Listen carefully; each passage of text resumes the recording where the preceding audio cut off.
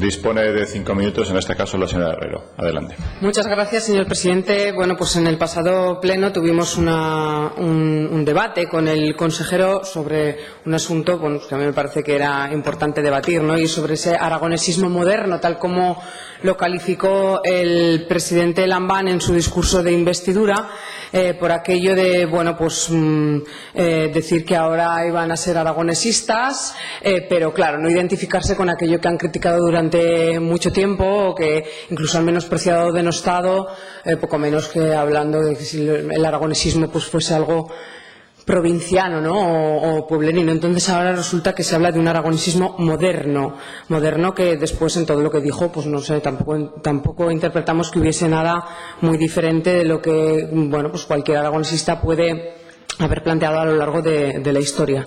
Por eso planteamos esta moción que habla de diferentes aspectos que creemos que desde un aragonesismo, entendiendo que el aragonesismo es la defensa de los aragoneses, del interés de Aragón, de nuestra comunidad autónoma y de nuestra población frente a otros intereses o a otras políticas que puedan ser perjudiciales para los aragoneses, entendemos que son unos cuantos aspectos que desde luego son beneficiosos para Aragón y para los aragoneses. Por eso suponemos que bueno, pues no tendremos ningún inconveniente en sacar adelante esta moción, desde luego por los grupos que apoyan al Gobierno, siendo que defienden ese aragonesismo moderno que hablaba el señor Lambán y que apoyaron en su discurso de investidura, pues supongo no tendrán inconveniente. Y otros grupos, pues imagino que si están aquí para trabajar por los aragoneses, tampoco. Hablamos de que se cumpla el Estatuto de Autonomía, que se cumpla y que se desarrolle, y especialmente tiene que cumplirse desde luego en toda su amplitud, pero hablamos de varios temas concretos: el cumplimiento del artículo 108, la disposición adicional tercera de los derechos históricos, que yo quiero recordar que con esta disposición adicional, con un precepto similar, por ejemplo, País Vasco tiene un sistema de financiación que ya lo quisiéramos nosotros. Bueno, pues en virtud de esos derechos históricos lo tendríamos que hacer valer. Luego, la participación de inversiones, que también lo dice el Estatuto de Autonomía de nuestra comunidad autónoma en los presupuestos generales del Estado, o la defensa de una financiación justa y acorde con nuestra realidad, que no estamos pidiendo privilegios, estamos pidiendo simplemente que la financiación sea acorde con la realidad. Por otra parte, que se modifique la política fiscal de este Gobierno, porque claro, no nos parece que sea nada aragonesista, ni moderno ni no moderno, tomar decisiones en política fiscal que lo que hacen es que los aragoneses, comparativamente con los ciudadanos de otras comunidades autónomas de alrededor, salgan perjudicados y que sea una desventaja ser aragonés frente a ser una persona que resida en otra comunidad autónoma. Por tanto, desde luego es perjudicial, y eso no es defender a Aragón ni a los aragoneses ni ser aragonesista. En cuanto a los presupuestos de 2018, hemos visto que estos dos últimos presupuestos han sido presupuestos que han asfixiado tal cual los sectores estratégicos y generadores de empleo y dinamizadores de la economía, y eso tampoco nos parece que sea aragonesista, porque no podemos hacer que se desarrolle y que progrese Aragón si no empujamos a los sectores que son los generadores de empleo y que pueden hacer pues que la sociedad viva mejor, ¿no? Desde luego el bienestar viene dado por un empleo, y un empleo de calidad, etcétera, etcétera.